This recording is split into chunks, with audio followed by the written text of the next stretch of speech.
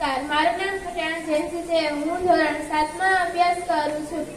આજે સરદાર વલ્લભભાઈ પટેલની એકાગ્રતા અને કટિબદ્ધતા વિશે કહીશ. સરદાર વલ્લભભાઈ પટેલના પિતા એક ખેડૂત હતા. સરદાર પટેલ જ્યારે નાના હતા ત્યારે તેઓ પિતાજી સાથે ખેતર પર જતા. એક દિવસ તેમના પિતા હળ ચલાવી રહ્યા હતા અને બાળક વલ્લભ ઘડિયાળ યાદ કરી રહ્યા હતા. તેઓ ઘડિયાળ યાદ કરવામાં એટલા તન્મય થઈ ગયા કે ચાલતા ચાલતા તેમના પગે કાંટો વાગ્યો. તેમને તો ખ્યાલ જ ન આવ્યો. તેઓ તો એકાગ્રતા સાથે બસ ઘડિયાળ જ યાદ કરી રહ્યા હતા. અચાનક પિતાનું ધ્યાન નાનકડા વલ્લભના પગ પર પડ્યું. પગમાં ખૂંપેલો મોટો કાંટો જોઈ તેમને બળદોને તરત રોક્યા અને બાળક વલ્લભના પગેથી કાંટો કાઢી પગેથી વહેતું રોક્યું. એકાગ્રતા સાથે સરદાર વલ્લભભાઈ પટેલે આશીર્વાદ આપ્યા. આ આશીર્વાદને સરદાર વલ્લભભાઈ પટેલે ખરા અર્થમાં સાર્થક કર્યા. અસ્તુ. નમસ્કાર, મારું નામ પરમાર અંજુ છે. હું ધોરણ 8માં અભ્યાસ કરું છું. આજનો મારો વિષય વીર સાવરકર. વીર સાવરકરનો જન્મ 28 મે 1883ના રોજ મરાઠી હિન્દુ ચિત્યાવન બ્રાહ્મણ પરિવારમાં દામોદર અને રાધાબાઈને ત્યાં મહારાષ્ટ્રના નાસિક શહેરની નજીક ભગુરમાં થયો હતો. 1903માં નાસિકમાં સાવરકર અને તેમના મોટા ભાઈ ગણેશ સાવરકરે મિત્ર મેળાની સ્થાપના કરી. એક ભૂગર્ભ ક્રાંતિકારી સંસ્થા છે. 1906માં અભિનવ ભારત સોસાયટી બની. અભિનવ ભારતનો મુખ્ય ઉદ્દેશ્ય બ્રિટિશ શાસનને ઉઠાવી દેવાનો હતો. હિન્દુ ગૌરવને પુનર્જીવિત કરવું. હિન્દુ રૂઢિસ્તાઓ. તેઓ અસંખ્ય હિન્દુ ધાર્મિક પ્રથાઓના પ્રખર ટીકાકર હતા, જેમને તેઓ અસાઢિક માનતા હતા અને તેઓ હિન્દુઓની ભૌતિક પ્રગતિમાં અવરોધ તરીકે જોતા હતા. તેઓ માનતા હતા કે ધર્મ હિન્દુ ઓળખનું બિનમહત્વપૂર્ણ પાસો છે.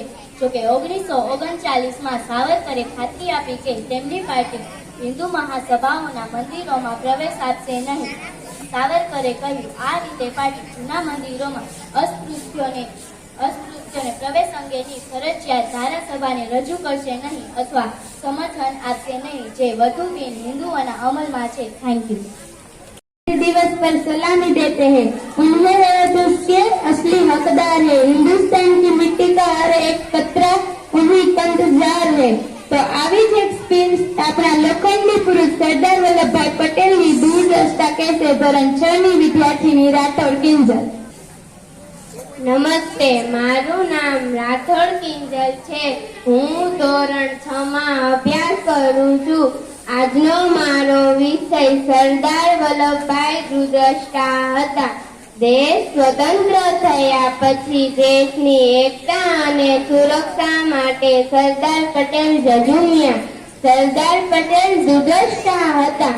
ચીનના વિશ્વાસઘાતના સ્વભાવને સરદાર ઓળખી શક્યા, પણ પંડિત નહેરુ ના ઓળખી શક્યા.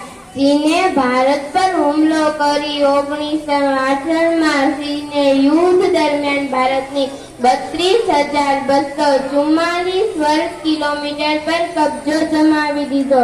એટલું જ નહીં, એ ત્રિબેટને પણ ગળી ગયો. ત્યારે સરદાર પટેલ તો હૈયા જ ન હતા, પરંતુ તે દૂરદ્રષ્ટા નેતા વર્ષો પહેલ ચેતવણી આપી ચૂક્યા હતા. અસ્તુ. ભારત માતા કી જય. નમસ્તે, મારું નામ અણચિના છે. હું ધોરણ 7માં અભ્યાસ કરું છું. આજે હું તમને વિનોબા ભાવ વિશે કહીશ. ભૂદાન યજ્ઞના પ્રણેતા અને ગાંધીજીના સહયોગી વિનોબાનો જન્મ 1895માં મહારાષ્ટ્રના કોકણ ક્ષેત્રમાં થયો હતો. માતા રૂક્ષ્મણીના ધાર્મિક સંસ્કારથી પુત્ર વિનાયક શ્રાંત થયા. તેઓ સંસ્કૃત ભાષાના પ્રખર વિદ્વાન હતા. તેઓ ગાંધી બાપુના આધ્યાત્મિક અનુયાયી તરીકે ઓળખવામાં આવે છે. વિનોબાજીએ ગાંધીજીની રાષ્ટ્રીય પ્રવૃત્તિઓમાં જોડાઈ આઝાદીના ચળવળમાં ભાગ લેવાને બદલે તેમને 5 વર્ષની જેલની સજા પણ ભોગવવી પડી. ગાંધીજીએ તેમને બ્રિટિશ શાસન વિરુદ્ધ વ્યક્તિગત સત્યાગ્રહી તરીકે પસંદ કરેલા. Thank you.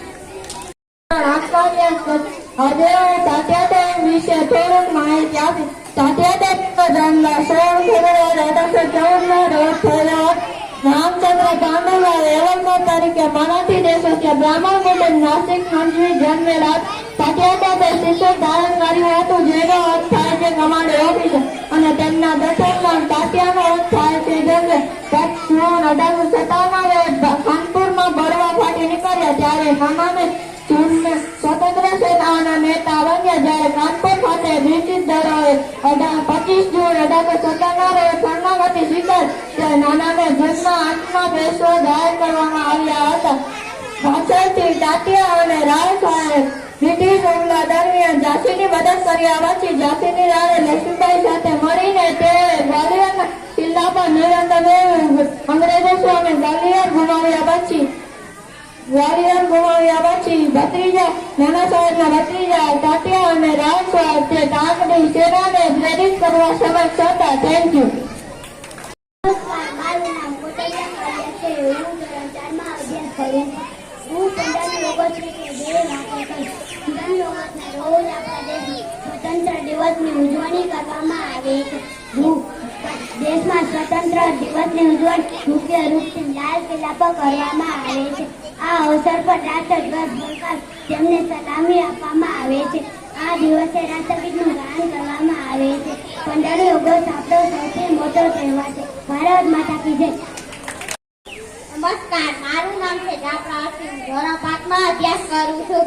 અહીં ઉપસ્થિત આચાર્ય શ્રી, શિક્ષકગણ તેમજ મારા વાલા વિદ્યાર્થી મિત્રો, હું આજે મહાત્મા ગાંધીજી વિશે 2 વાક્ય કહીશ. મહાત્મા ગાંધીનો જન્મ 2 ઓક્ટોબર 1879ના રોજ પોરબંદરમાં થયો હતો.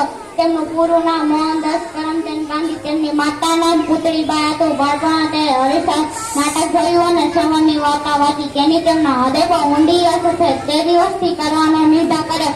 ગાંધીજી વકીલાત કરવા માટે દક્ષિણ આફ્રિકા ગયા હતા. ગાંધીજી અમદાવાદમાં પહેલા પોરબંદરમાં અને પછી સાબરમતી નદીના આશ્રમની સ્થાપના કરી.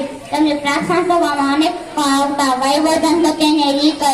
એક કવિ નરસિંહ મહેતાનું ભોજન અતિ પ્રિય હતું. તેમના પત્નીનું નામ કસ્તુરબા હતું. તેમણે પણ ગાંધીજીને ઘણો સહકાર આપ્યો હતો. 20 જાન્યુઆરી 1948ના રોજ ગાંધીજી દિલ્હીના પ્રાંતસભામાં જતા હતા ત્યારે નાથુરામ ગોડસે નામના એક યુવાને તેમને ગોળીઓથી વીંધી નાખ્યા. આથી વિશ્વભરમાં લોકોને ભારે આઘાત લાગ્યો. તેની સમાજ દિલ્હીમાં આવેલી છે તે રાજઘાટ તરીકે ઓળખાય છે. ગાંધીજીને રાષ્ટ્રપિતા તરીકેમાં ઓળખવામાં આવે છે. વંદે માતરમ. અસ્તુ. નમસ્કાર, મારું નામ સુરેલા તુલસી છે. હું ધોરણ 7માં અભ્યાસ કરું છું. આજે હું તમને કસ્તુરબા ગાંધીજીના પત્ની સ્વાતંત્ર્ય સેના વિશે થોડી માહિતી આપીશ. ભારત આવ્યા પછી ગાંધીજી સાથે ચંપારણ હોય કે ખેડા કસ્તુરબાએ સર્વત્ર ખંભે ખંભો મિલાવીને લડત આપી છે. હિન્દ છોડા ચળવળ વખતે ગાંધીજીને ધરપકડ થયા બાદ લડતનું સુકાન સંભાળ્યું અને જેલ પણ ગયા. અંગ્રેજોને પગાડવા શું કરવું એ તેમને ખબર ન હોય, પરંતુ દેશવાસીઓને સુધારવા માટે શું કરવું એ તેમને ખબર હતી.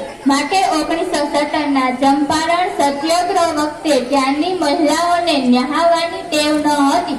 ત્યારે કસ્તુરબા તથા અવંતિકાબાએ ગોખલે જેવા અન્ય સાથીદારોએ મહિલાઓને લઈ નદીએ પહોંચ્યા. તેમને નવડાવ્યા અને કપડાં પણ ધોયા. મોતીહારી પાસે ભીતીહરવા ગામે ગાંધીજીએ આશ્રમ બનાવ્યો. ત્યાં કૂવાનું પાણી કસ્તુરબા વગેરે વાપરતા હતા.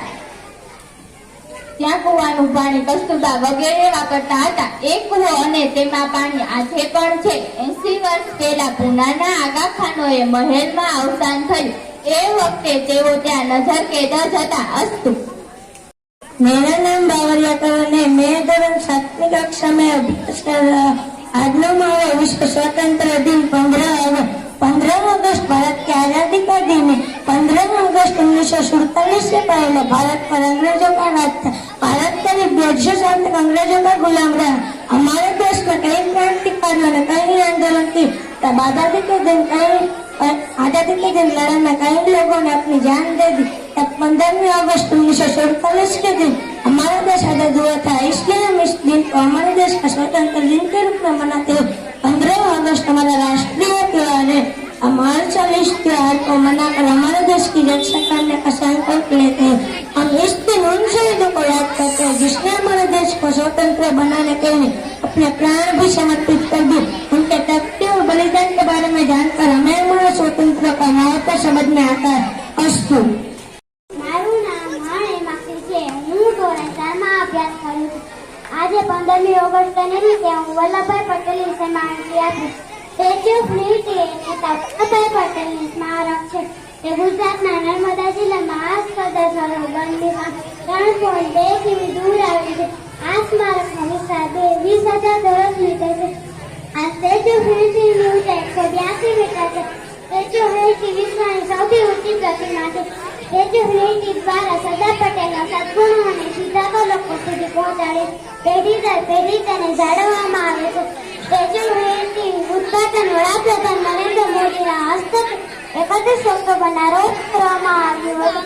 આ સ્મારકની ડિઝાઇન રામવીર સુભાષ દ્વારા કરવામાં આવી હતી. વંદે માતરમ. વિદ્યાર્થી છે. હું ધોરણ 8 માં અભ્યાસ કરું છું. આજે હું તમને મંગલ પાંડે વિશે થોડીક માહિતી આપીશ. મંગલ પાંડેનો જન્મ ઉપલાબલ્ય જિલ્લાના નાગવા ગામમાં એક હિન્દુ બ્રાહ્મણ પરિવારમાં થયો હતો. મંગલ પાંડે 1849માં બંધારણની યાદીમાં જોડાયા હતા. માર્ચ 1857માં તેઓ ચોકરીસની કંપનીમાં ખાનગી ખેતી કરતા હતા. મંગલ પાંડેના વતન પાછળના અંગત પ્રેરણા મૂંઝવણમાં હતા. મંગલ પાંડે ઘટના દરમિયાન જ તેમને અન્ય સિપાહીઓને બૂમ પાડી બહાર આવો, યુરોપિયનો અહીં છે. આ કારતૂસને કરડવાથી આપણે નાસ્તિક થઈ જઈશું. તમે મને અહીં મોકલ્યો છે તો તમે મને કેમ અનુસરતા નથી? તેને કોર્ટ માર્શલમાં કહ્યું કે તે આપ અને અફીણ લેતો હતો અને 29મી માર્ચે તેની ક્રિયાઓથી સંભાવના ઘટી હતી. Thank you.